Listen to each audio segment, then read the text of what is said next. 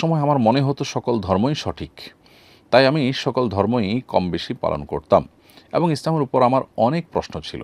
পরবর্তীতে আমি ভুল বুঝতে পেরেছি। এখন করণীয় কি?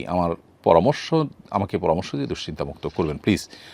প্রিয় ভাই, আপনার প্রশ্ন উত্তর হলো যে যখন আপনার মধ্যে এ ধরনের সংশয় ছিল যে ইসলাম সঠিক না অন্য ধর্ম সঠিক, বা আদৌ ধর্ম এটার কোনো বাস্তবতা আছে না মানুষের তৈরি, নাউজুবিল্লাহ মিন যালিক, এরকম কোনো ওয়াসওয়াসা বা এরকম কোনো সংশয় আপনার মধ্যে যদি থেকে থাকে, সেটা কিন্তু সুস্পষ্ট কুফরি।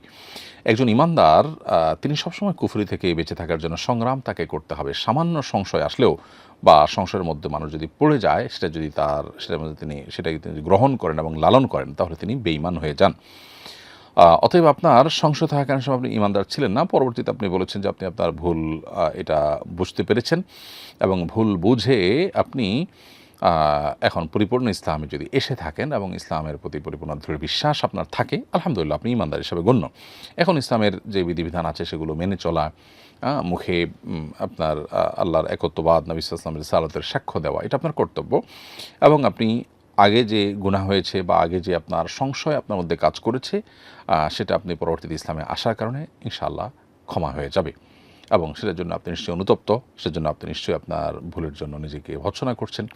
অতএব এর মাধ্যমে আপনার সে সময়ের যে সমস্ত চিন্তা ছিল, ভুল চিন্তা, সেগুলোর কারণে আপনি আল্লাহর কাছে কোনো দায়ী হবেন না ইনশাআল্লাহ তাআলা। কারণ আল ইসলামু ইয়াহদি মা কানা ক্বাবলাহ, নবী সাল্লাল্লাহু আলাইহি ওয়াসাল্লাম বলেছেন, ইসলাম মানুষের পূর্বের সব কিছুকে ধ্বংস করে দেয় বা মাফ করিয়ে দেয়। সো আপনি যখন ইসলাম গ্রহণ করেছেন, এখন নতুন করে ইসলামের প্রতি দৃঢ় বিশ্বাস এসেছে, আপনার আগে যে সংশয় ছিল, ওয়াসওয়াসা ছিল, সেটা আল্লাহর কাছ থেকে আপনি ক্ষমা পেয়ে যাবেন।